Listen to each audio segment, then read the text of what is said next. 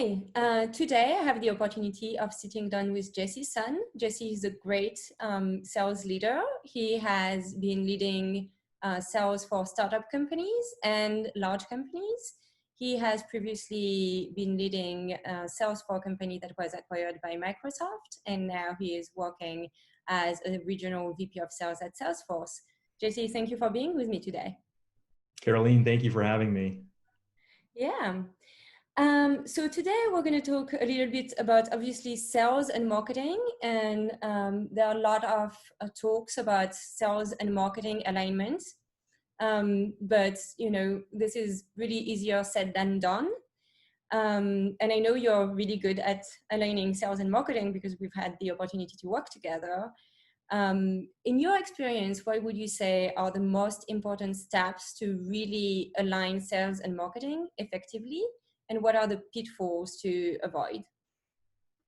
Yeah, that's a really good question, Caroline. I think alignment, being the focus, word here, so important. And I think it starts with the leaders, right? So it takes, two very, very strong-minded leaders that are willing to work together in partnership. I think sharing the accountability, because we're all on the same team at the end of the day, right? And driving that alignment between two leaders like in sales or in marketing requires that the KPIs be clearly defined and agreed upon, so that there's no uncertainty or ambiguity. Having a good process and methodology around the marketing effort and the sales effort are also key components to creating a really smooth flywheel and engine, that needs to run, right? And so I think some of the pitfalls is, like the opposite of, unclear definitions or KPIs, like the definition of a sales qualified lead or a marketing qualified lead, and how do you count those? And even all the way down to, how the incentives work, right, between the seller and how the organizational structure is aligned. So, for example, a lot of traditional sales teams will carry a business development rep or a sales development rep, right, a BDR or an SDR.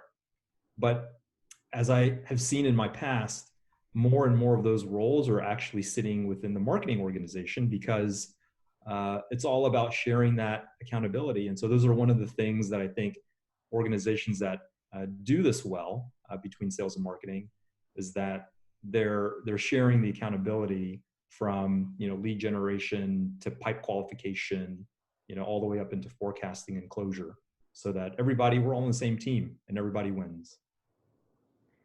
All right. Yeah, that's a really good point. And I think from my experience as well, seeing both the marketing and sales leader work together, like they are on the same team, makes a huge difference. And you cannot really get this alignment unless these two people really work together and move the ball forward on this. Yep, 100%. All right. Well, Jesse, thank you so much. And tuning soon for our next episode. Thanks for having me, Caroline.